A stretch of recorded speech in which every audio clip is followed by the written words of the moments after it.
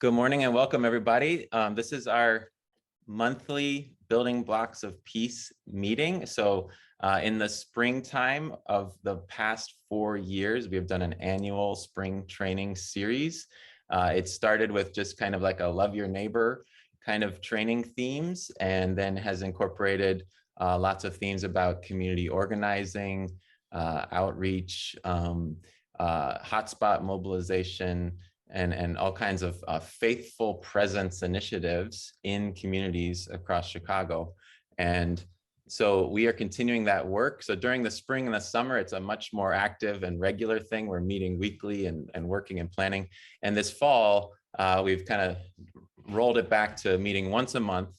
And we thought it'd be an awesome thing to be able to bring Dr. Emerson in to just share some thoughts with us this morning. So we're very grateful that Dr. Michael Emerson is with us today. So once again, welcome to Building Blocks of Peace. We'll share much more information about Building Blocks, especially as it comes to this next spring, because we're gearing up again for a spring training series, March, April, and May, that will lead us into practical community engagement and faithful presence initiatives throughout the summertime during the Memorial Day to Labor Day weekend window, getting out in communities, putting those things into action. So once again, good morning, everyone. And I'm going to hand it over to Dr. John Feuder, who will kick us off with a word of prayer and introducing our speaker this morning. Hey, good morning, guys. Before I pray, let me introduce dear friend and colleague, Dr. Michael Emerson. So many of you know him already. He's presented for us, and our big hope is that there will be more coming as we move into the spring and think about Building Blocks of Peace training. Dr. Emerson is currently at the University of Illinois, Chicago, Department Chair of the Sociology Department, also a professor there. Many of you know he taught here in North Park University as well, was actually the provost in recent years. And prior to that, was at both Notre Dame and at Rice. He lives in Albany Park. He has written much. I think you all know that. I smile when I see on the line Pastor Keith Gordon, because y'all will appreciate this. So a lot of us lovingly talk about Dr. John Perkins and the books that he's written as the Perkins Pack. Currently, CCDA, Christian Community Development Associate, is meeting right now in Kansas City. So guys, I have a new one for you. So this is the Emerson Arsenal. How's that? I worked hard on that, Michael. That's good. That's good. No. Michael has written many books, and I have a stack here. But at the turn of the century, Divided by Faith, United by Faith, People of the Dream, and then Against All Odds. These books came out from 2000 all the way through about 2006. The reason I holler at Keith Gordon here is, man, we used your books extensively back in the day when I was teaching urban ministry courses at Moody. Dr. Emerson's great contribution, as we'll hear today, is helping us better understand the city. His presentation on People Cities, Market Cities, his most recent book.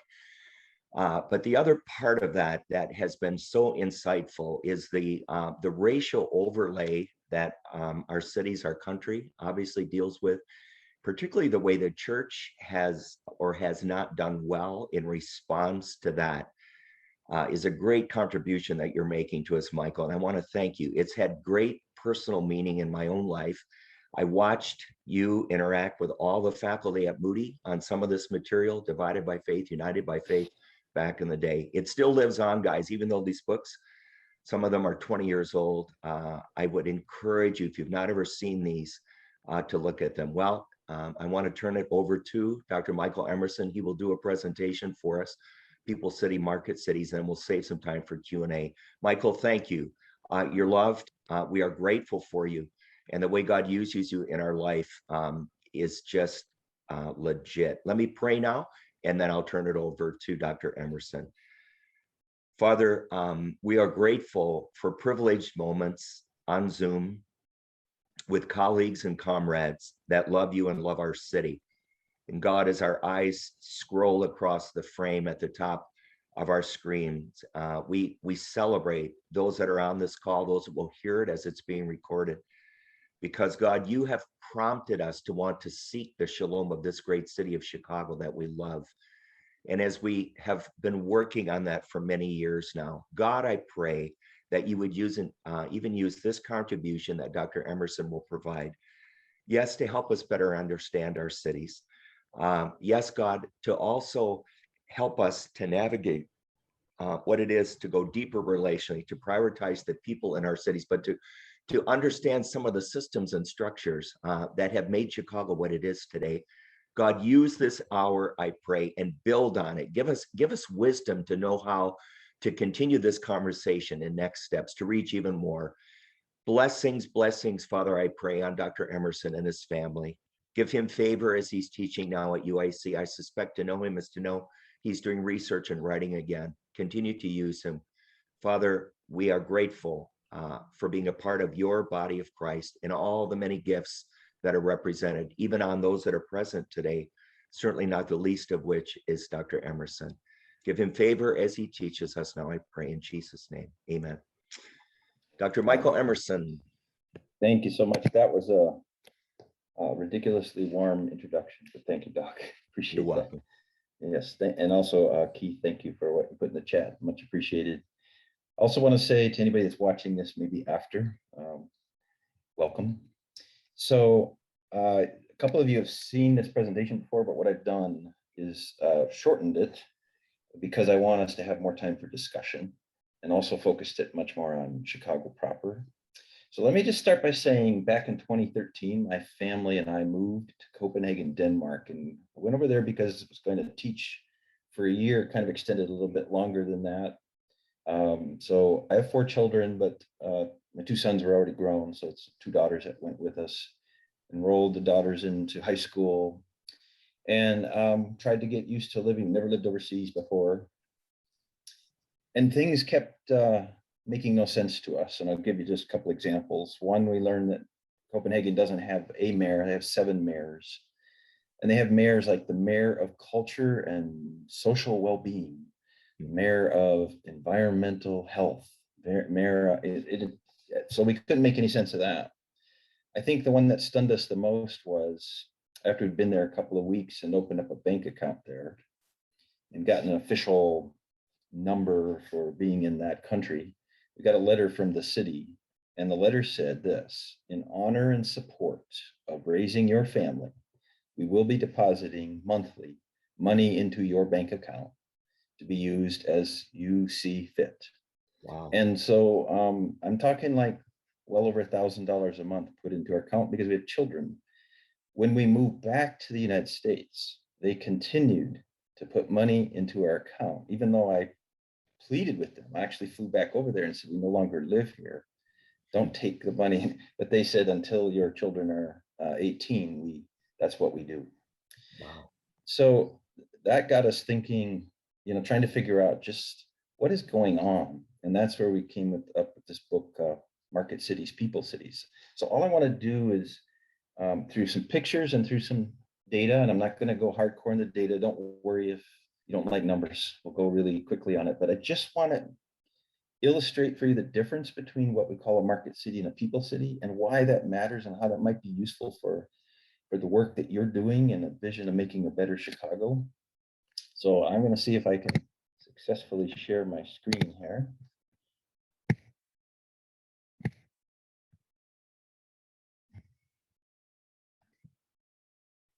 All right, hopefully you see a picture of Chicago there.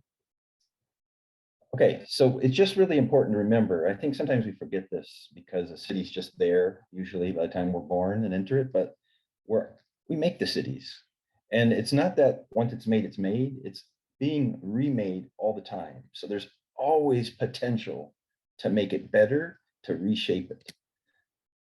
So what we've been finding in our studies, and now this is studying cities across the world, not just in the US. Every city has to have a priorities rubric. There's never enough resources, time, money, etc., to do everything. So every city has its values, and they use those values, those priorities, to decide how we're going to spend our money, where we're going to focus our attention. And what we found is it really boils down to just 2 things. Either cities privilege the market or they privilege their citizens. You think it might be both. It's rarely both. It's very difficult to do both, again, because of limited resources. So I'll illustrate what I mean by that. What does it mean to privilege the market or its citizens? So the reasoning in a market city would go like this. The goal of a city, why do we have it? It's to have a thriving economy, produce jobs, lure companies, investment, be business friendly, and create wealth. The reason you would do that is then the idea is then your citizens will all have jobs and they'll be able to live good lives. Insofar as things like quality life or healthcare can help influence that end goal, then we'll care about those issues. So you might think about it this way: strong economy.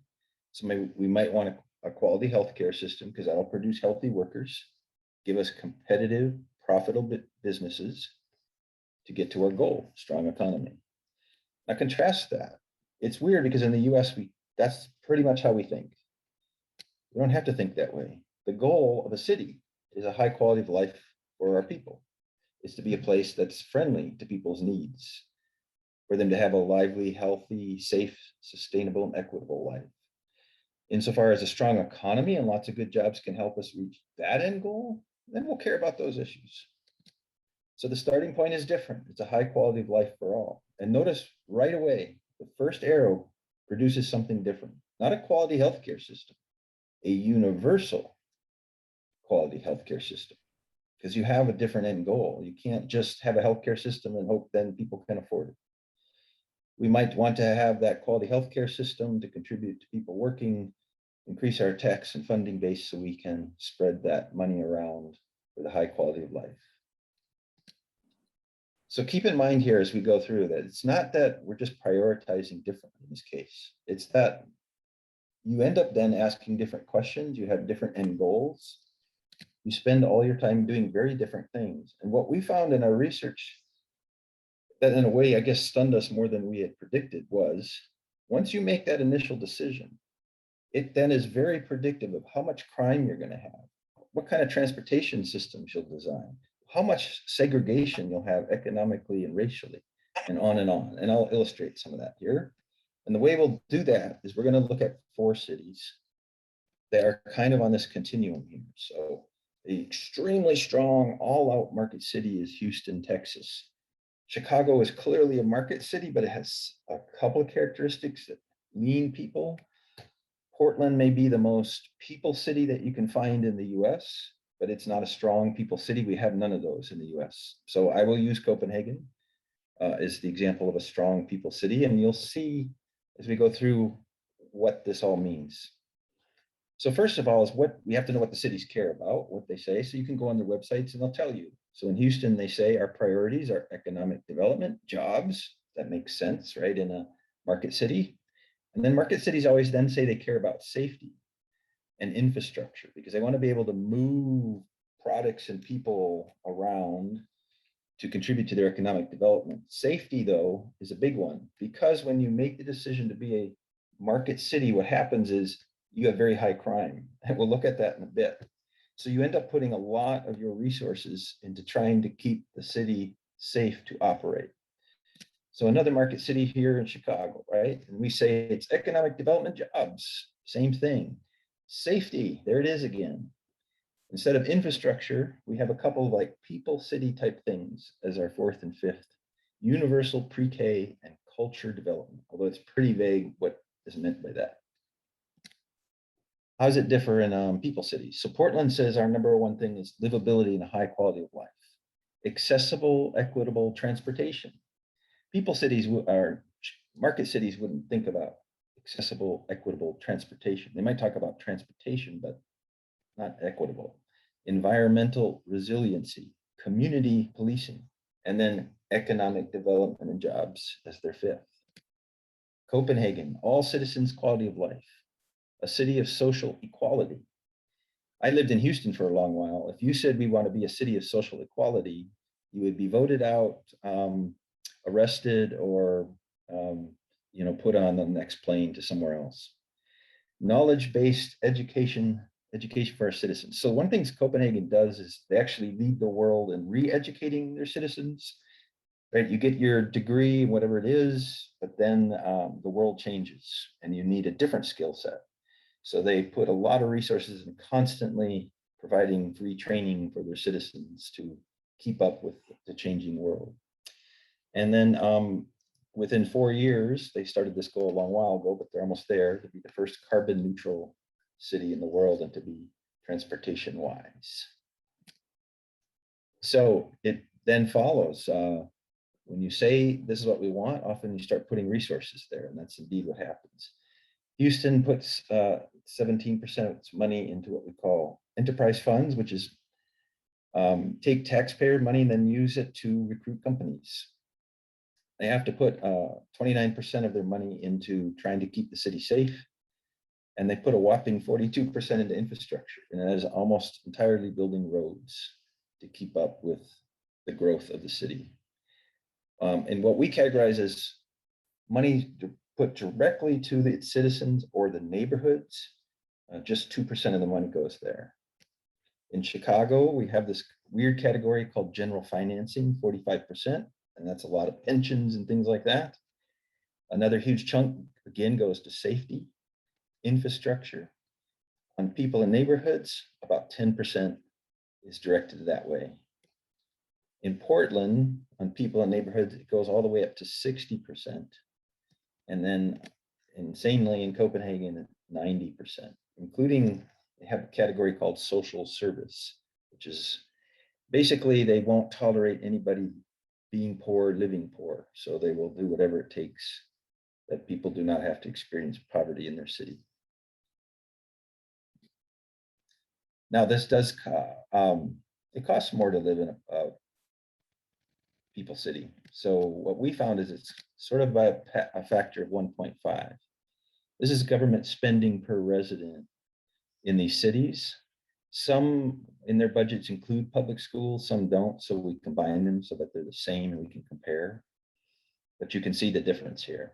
So yes, you would pay higher taxes in Portland and Copenhagen.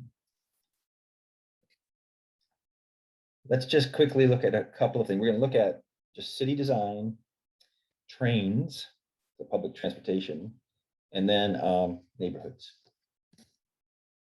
So city design through streets. So this is a common street in Houston, and all I just want to illustrate is that it's made for cars and not for human beings. And there's just skinny little sidewalks way far apart, very difficult to cross these streets. You, if you're not a healthy person who can walk fairly quickly, you will not make it across in time. Chicago is better, but even so, we still give way more room and preference to cars than we do people. Portland, once it decided to be a people city, started making changes, and you can see they took away a lane for cars and they made it a bike lane. They widened their sidewalks by reducing the size of their parking lots. They approved having food trucks. They now have more per capita than anywhere else in the world. Trying to make it where people want to be and want to feel and will feel comfortable. They took whole streets and said cars aren't allowed. We're going to use it only for public transportation and put in their train system. And then if you've ever been to Copenhagen, it's mind-blowing.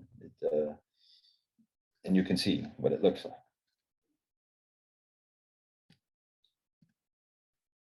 In a market city like Chicago, we design our trains to do one thing, get you to the market, and the market is downtown.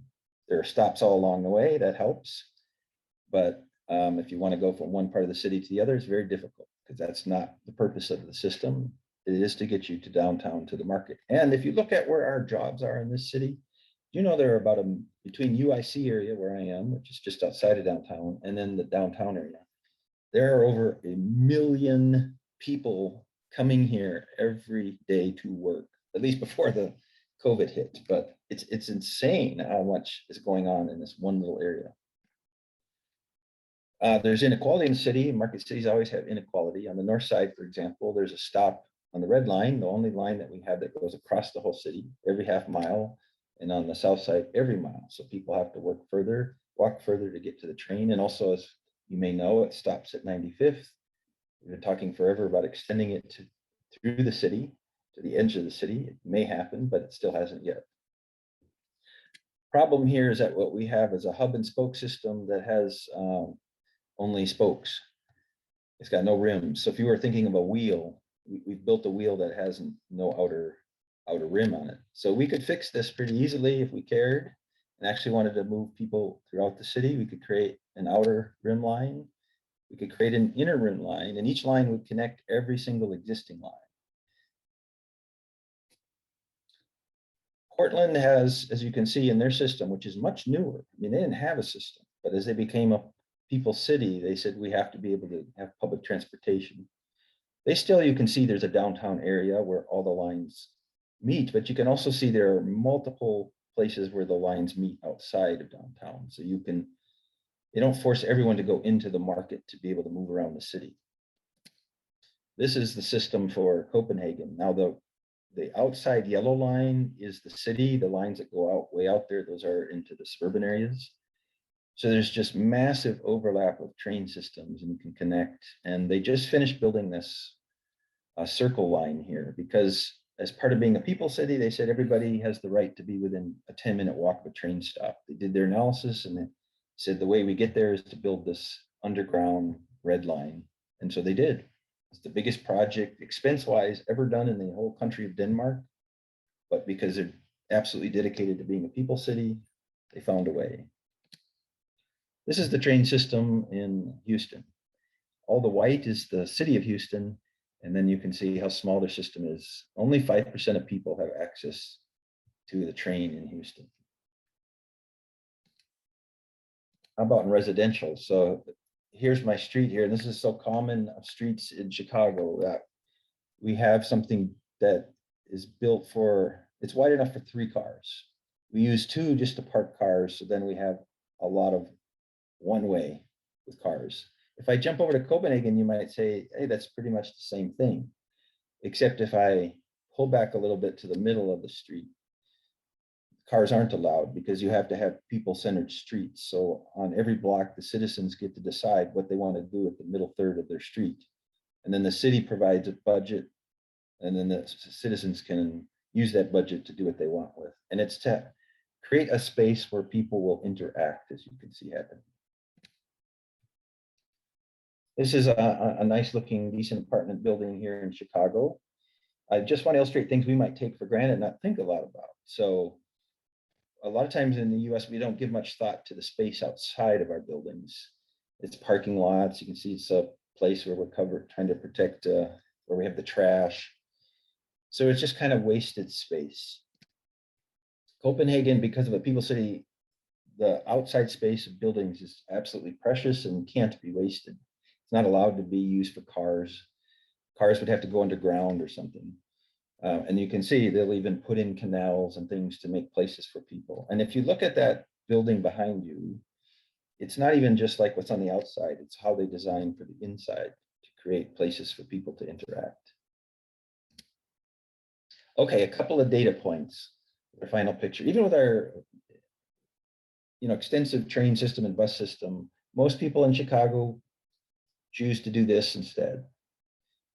In part because the system hasn't been designed specifically for them to get where they need to go unless they're going downtown, and that's who does get on a train, is when they work downtown.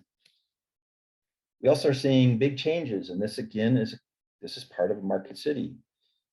We're going to have high inequality, and it will only get worse and worse. So in 1970, 50% of people that lived in Chicago were defined by the government as middle class. Today it's 16%. What's happening is we had a small sliver of the very wealthy in 1970, and that is growing and growing.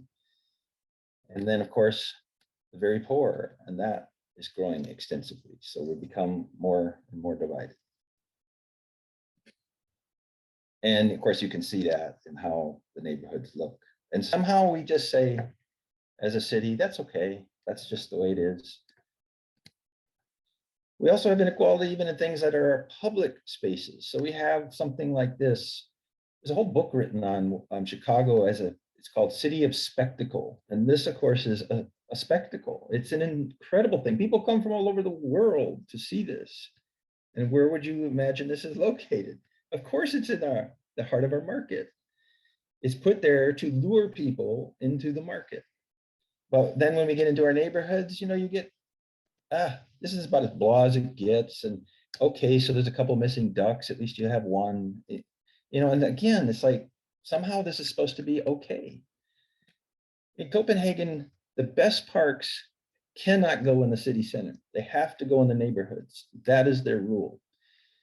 This is called a urban linear park. It goes on for miles, but it's sectioned off because there are different immigrant groups that live along here. So each section is designed with the, urban design experts, but in full consultation with the citizens, which by the way is required in the city constitution. You can't do anything until you've had many meetings with the citizens in the area that will be affected.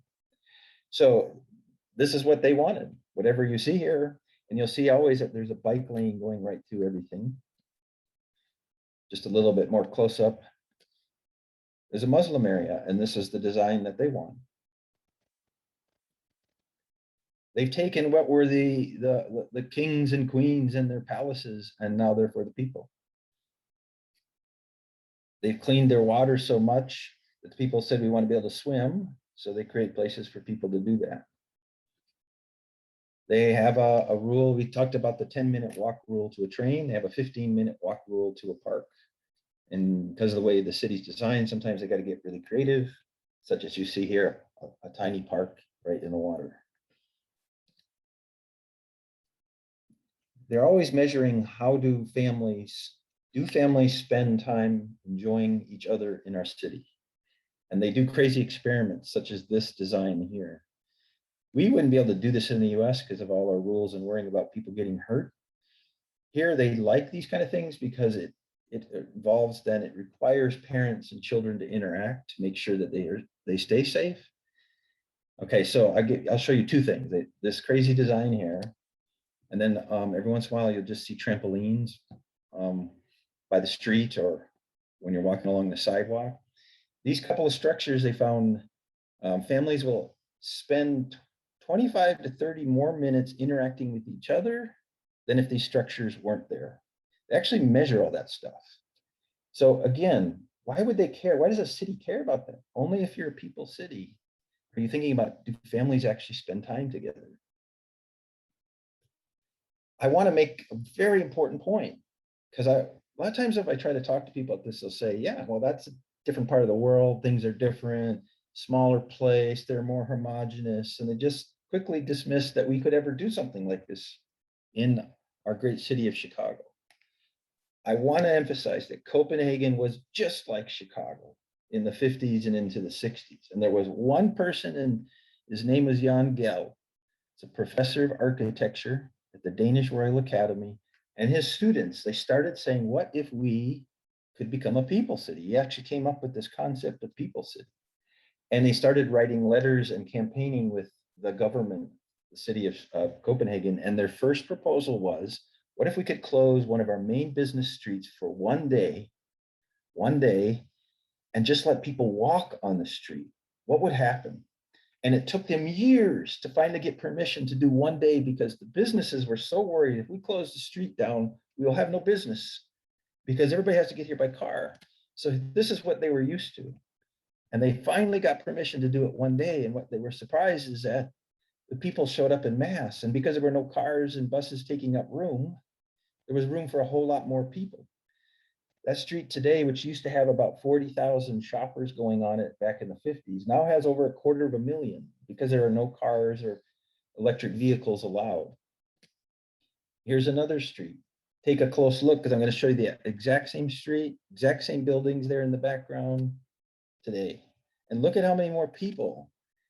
I mean, there's a few cars there, and there's one or two people in each of those cars. If you took all those cars away in the buses and just had people stand there, it would look silly. There'd be so few people there. Now it always looks like this. There's always energy. There's things happening. Okay, 4 quick comparisons by data, and then we will be done. The key thing is, which we found shocking, when you're a market city, the thing you care most about is that you are providing jobs. So you should have lower unemployment than people cities who don't make that their priority. Is that what happens? No, there's no correlation whatsoever between unemployment rates and being a market city or a people city. There's all sorts of other factors that seem to influence it. But what does happen is that when you are a market city, you will have much greater economic inequality between your citizens than when you are a people city. You don't need to understand this number except for this. With one number called the Gini coefficient, we can capture the amount of inequality between what people earn. So we're not looking at wealth inequality, but we're looking at income inequality here. If this number was a 0, it would mean that every single person in your city makes exactly the same thing. Never happens. We never get close to it. If the number is a 1, it means one person in your city has all the money and no one else has any. Of course, we never get close to that. So the way to interpret, you'll see this line that's there. If you're over 0.5, it means that you are closer to having one person have all the money in your city. If you're under 0.5, you are closer to sharing the income wealth. Market cities, Houston and Chicago, are closer to having one person of our city of 2.7 million having all the money than we are to sharing it. Whereas you can see Portland and Copenhagen are much different. This one's way too complicated, so I'm just going to say this. Can you imagine if you had a city where you're either blue or yellow? Every person is blue or yellow. And all the blues live north of downtown and all the yellows live south of downtown. If we wanted to have perfect integration, we would need, this gets a little tricky, so stick with me. We wouldn't need everybody to move, because if every blue moved to a yellow area and every yellow moved to a blue area, we would have just maintained the segregation but switched it. So if you have perfect segregation, if you want to end it, it would mean 0.5, half the people would have to move. Okay, all this is doing is a couple of measures of either how many white people in your city would have to move to end segregation, or how many of all people would have to move. Remember, 0.5 means you got perfect segregation. Look at Chicago, 0.47. It means that essentially everybody in our city would have to move to undo segregation. And you can see for in Houston, it's the white folks that are the most segregated from everybody else, partly because they have a really high population of Latino and African American, and they've been sharing neighborhoods for some time. Then notice in Portland, I can't do Copenhagen because they don't keep track in the same way that we do in racial categories, but you can see it's nowhere near. And these numbers are not, I want to emphasize, influenced by the proportion of different groups in your population. That doesn't influence this number. It's independent of that. So you might think, well, Portland's not as racially diverse. Doesn't matter. If Portland was exactly as racially diverse as Chicago, it would still be the number you see. This is serious. This morning I'm reading the paper and I'm reading about 2 grotesque sick murders in our city, and I read that every single day and I say, good Lord, why does this keep happening? Look at our murder rate compared to people cities.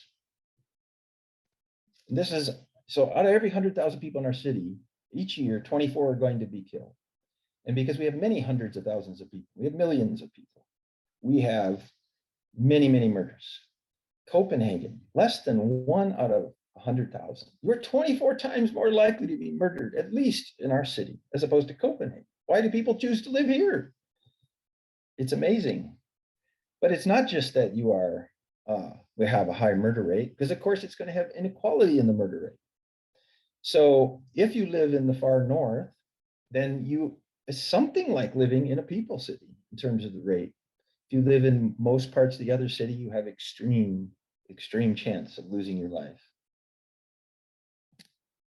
If you live in Copenhagen, the kind of hallmark of a people city, you have exact same chance. I remember interviewing one of the mayors, and they said, the thing that we're most proud of is we have no-go neighborhood. We have no neighborhood where people say, stay away from that neighborhood. We know that's not the case here in Chicago. All of this impacts how we trust each other. And I'll just give you one illustration. We did multiple years of surveys, the exact same survey in Houston and Copenhagen, except different languages were used, of course. But we asked the question, do you think most people can be trusted? Or do you think you can never be too sure about other people? Look at the difference. In Houston, Only a third thought you can trust people. So 2/3 of people in Houston are walking around every day with their guard up. What does that do? That increases stress. Every time you're wondering, is the person trying to get something from me? Are they being sincere? In Copenhagen, 84% are walking around saying you can trust people. I don't know if you've ever followed these, but when they measure life satisfaction and happiest people on earth, they're in Denmark and they're in Copenhagen. And partly it's because they have this incredible trust. And I want to illustrate it this way. This is what you see in Copenhagen. People leave their babies outside unattended and they go in and eat. Mothers go in and have coffee together. And this happens all the time. And it's actually a cultural thing where I think it's healthy for the child to be out breathing the fresh air. So you'll see it everywhere. We couldn't do that here because we would fear someone would take our child. All right, last 2 slides.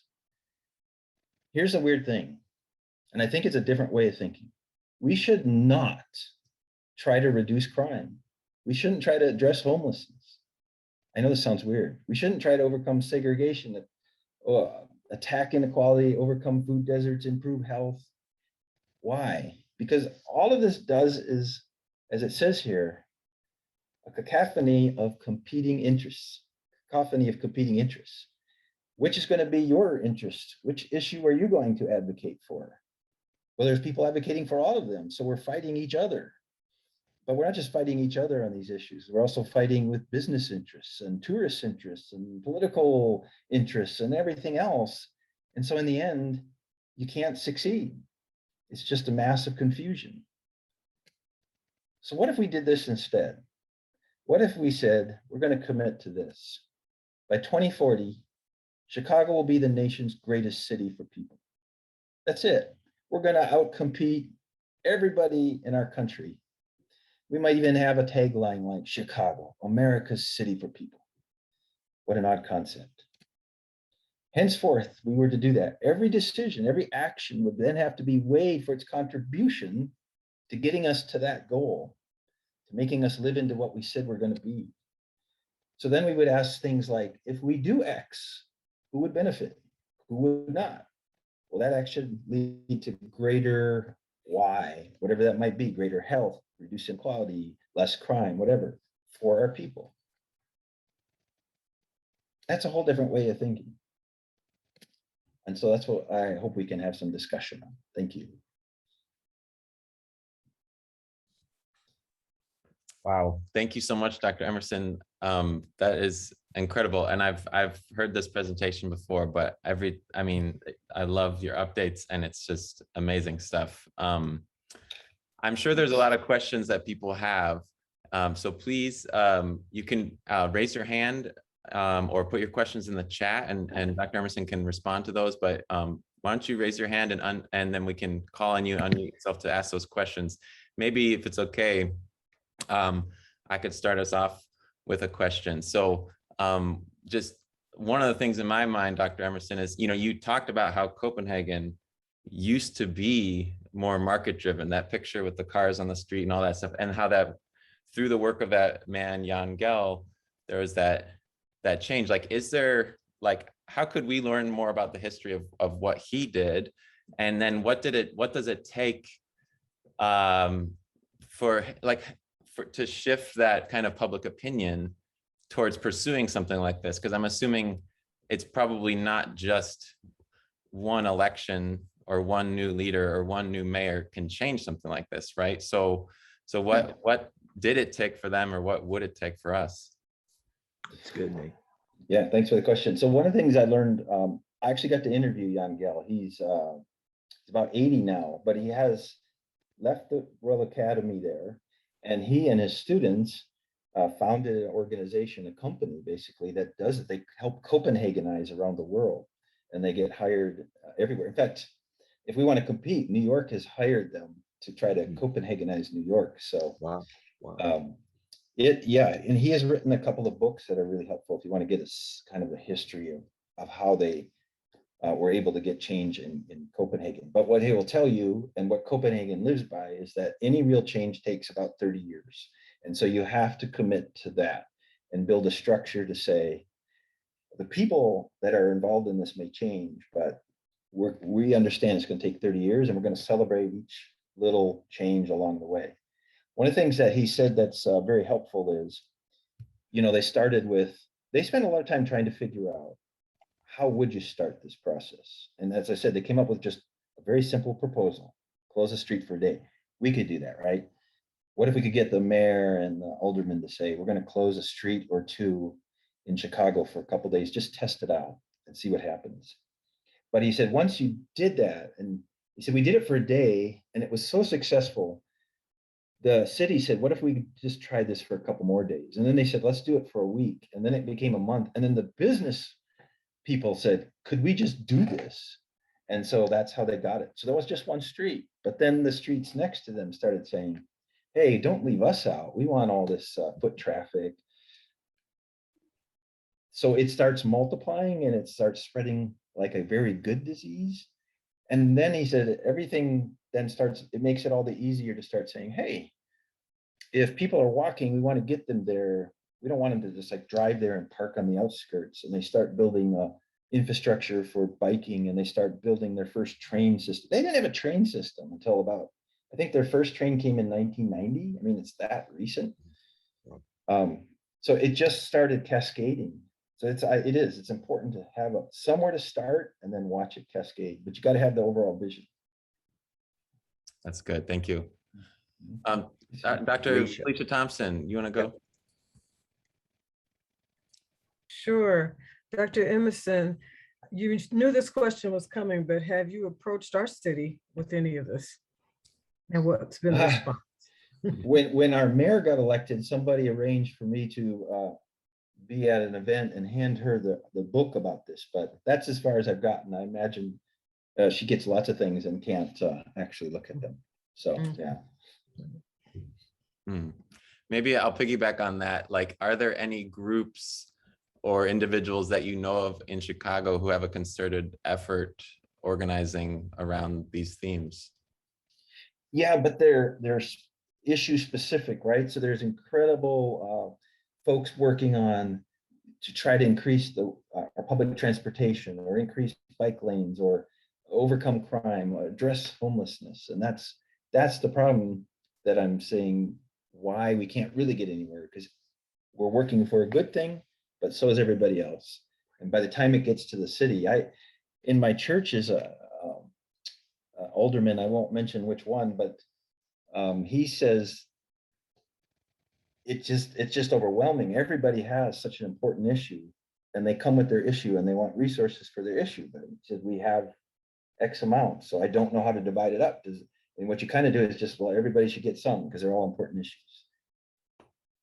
Best way, I mean, if you think about your own life, right? If you could address one issue first. We also say, like, if you're in debt and you have lots of debt, pay off one thing, just focus on one thing, get that done. Then you can take that money, plus the other money you're using, invest it, and start getting paid off the next thing and the next thing. We need to do that the same with our social issues. Yeah. I see another hand up. Pastor Victoria, would you want to ask your question? Yes, good morning.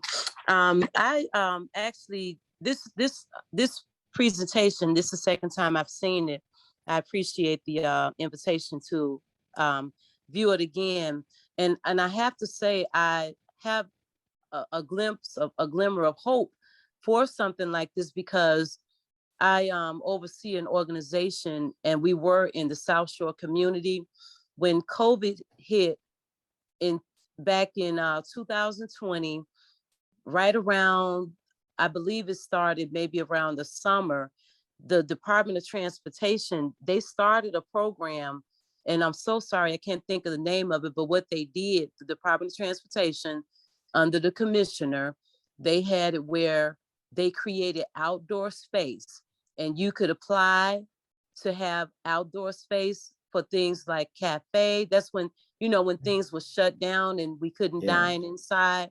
They had where you could have cafes, you could do outdoor youth programming, and they brought the big orange containers to block off the street. The point that I'm making is that we've seen a small example of what you're talking about.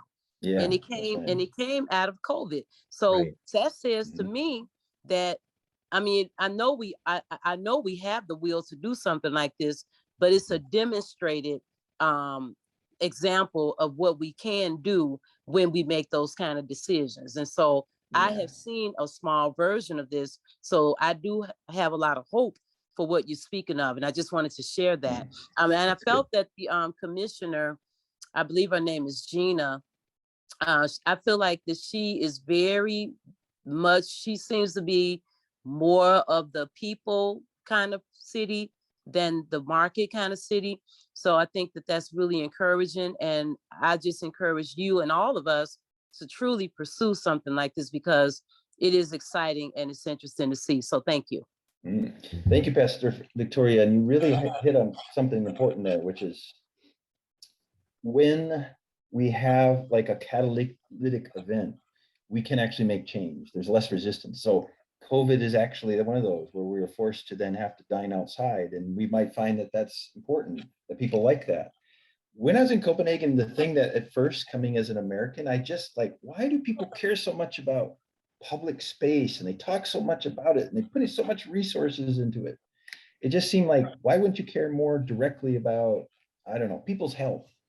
Until I learned they do. That's why they care so much about public space. Do you know that the number one thing to make people healthy is to be with other people?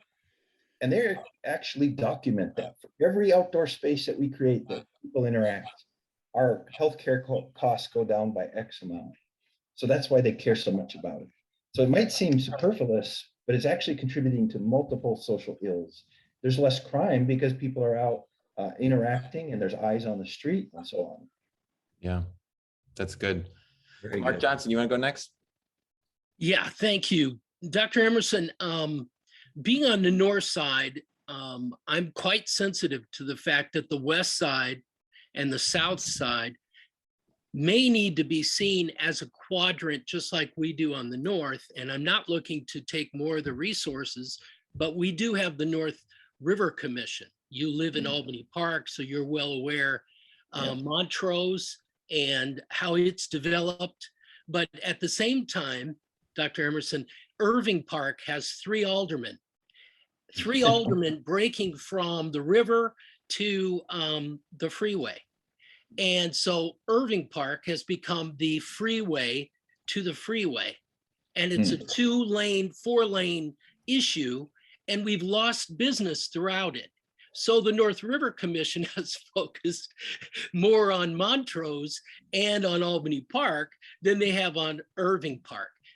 Only to say, it seems like we need your assistance, others that think like you do, maybe quadrantly, north, west, south, and not deny the resources to the areas that probably even needed more than we do on the north side.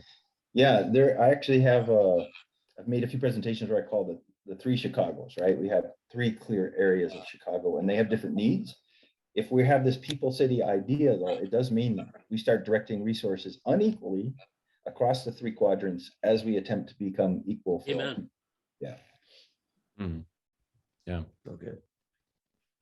I'll just point out too, I'll put this in the chat as well. I've heard at several community meetings recently about some of the ward redistricting efforts. And that's to your point, Mark, about how some communities have multiple aldermen that just slice and dice up the communities, and it can be hard to get things done sometimes. So I'll drop that link in the chat if anyone wants to look at that. But who else has a question for Dr. Emerson this morning? You can put your hand up or you can unmute and ask your question.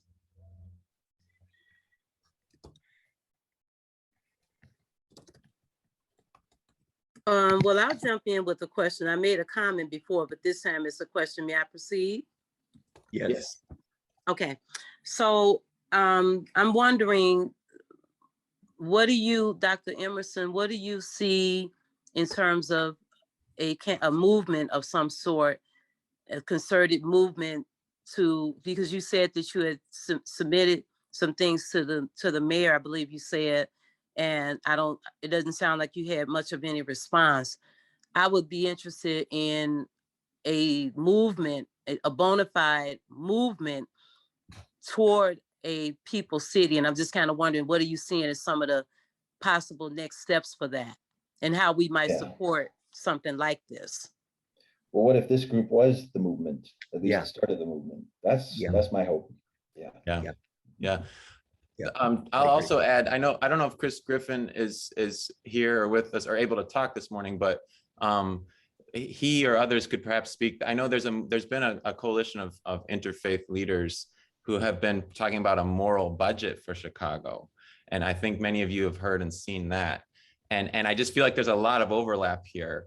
That cry for a moral budget is saying, you know, the budget is a moral document. How it's spent, is it, like you said, is it going to markets or people? And so I feel like there's a great intersection or overlap with some of the faith leaders in our city who are advocating for the moral budget.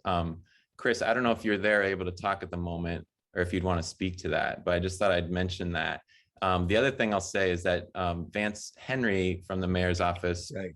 he was a part of this building blocks. Like, it's one of the reasons this exists and why it's called building blocks even, is our relationship with Vance. And so Right. I know Vance is aware of your work, Dr. Emerson, and you know, someone who believes in this kind of thinking. And so I do think that if we have a coalition of people, this group and others, who can move forward in this kind of framework, I mean, you know, I think that's what we need to do in some ways. So Chris, are you there and want to speak to that, or anyone else who might be connected with that moral budget movement?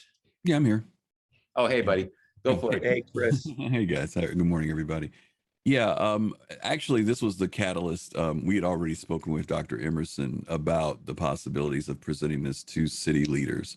Some of you know that at the beginning of this year, we created a faith leaders committee for the mayor's office, where this kind of came out of the whole COVID issue of having greater communication between faith leaders and the city leaders. And one of the things that we had talked about was being able to give an opportunity for Dr. Emerson to make this presentation to the city. But before that, we also felt that it was important that faith leaders would also hear this presentation, have an understanding of the presentation, and also be able to support the presentation when we're ready to go before the city of Chicago, and to support him as well. We really want city leadership to hear this. Now, you know, it is important, not just that we present to the mayor or the chief of staff, but this would also have to entail city council. There have to, you know, getting this information to them, it would be no small task, is basically what I'm saying. So we wanted to get as many faith leaders on board so that we have a coalition, both whether it's from here or the other committees, so that when we do make the presentation, we can say we have 100 churches signed on to this, and we want the city to hear this vision of what could possibly happen in the city of Chicago. As you all know, that there are politics involved in everything. And so even the timing of presenting this, the mayor is up for re-election, and she's going to need something to talk about positively. So, you know, having the right timing to even present this, and of course, not to use it politically, but to use it in a genuine way to make our city better. So this is probably my 5th time hearing Dr. Emerson, and each time I hear it, I'm always inspired, and hopefully you all are inspired too. It is ambitious. It is visionary. It's not the norm. It's, as we say, it definitely falls into the category of the 7 last words. We've never done it that way before, right? It falls into that category. But the fact that we can see that there are models where it has happened and it has worked and it has changed lives, I think is important. And I've got one of my good friends on here, Elise. I'm so happy to see that you made it. She's definitely someone who's fighting on the west side of the city to make life better for people. And I wanted her to see this vision of not just the work that she's doing and the work that many of you are doing, but to see the reason why we have to be in a united voice to make this type of change. Dr. Emerson, the fact that you highlighted that there are all these noble efforts that are all individual, but they all fall under that umbrella of putting people first. And it's very easy for us to get sidetracked on a food desert, or, you know, having better buses or safety, but that's just one issue. And we've got to start with a common issue that trickles down, pardon the expression, into those other areas. And I think that that's a great, a good way to present it so that people understand it. We have to put people first. And the city of Chicago, not just our city. We know there are a lot of cities that business comes first. I wish you, I remember when you showed us the vision of Michigan Avenue, and just something as simple as seeing how Michigan Avenue is made up for vehicles, and there's this much room for people, and then you see the other thing of how when a city thinks about people first. There was also one other thing you said, Dr. Emerson, if you could elaborate on it. I remember in one of your presentations, you talked about the fact that with Copenhagen, there's actually businesses are standing in line to get in cities like that. You don't have to attract them by doing all these other things. That when the people are happy, remember you said when the people are happy, businesses come. I think that was something to the effect of what you said. Is that kind of it? Yeah. Thanks for bringing up, because I did forget to talk about that. That is always a critique, right? Like, or a concern. If we don't put businesses first, they'll leave. We'll have nothing. We'll be, talk about a food desert. We'll just be a desert. But it turns out it doesn't work that way, because when people are flocking in the fastest growing cities in the world are people cities. And of course, businesses are attracted to where people are. They need the people to be the workers. They need the people to be their shoppers. They need the people to create the ideas and generate it. Even as we can do everything online like we're doing now, physical space still matters. So yeah, those places are growing. That's why you see no relationship between like unemployment and whether you're a people city, market city, whatever, because businesses aren't scared of people cities. Mm-hmm. Yeah.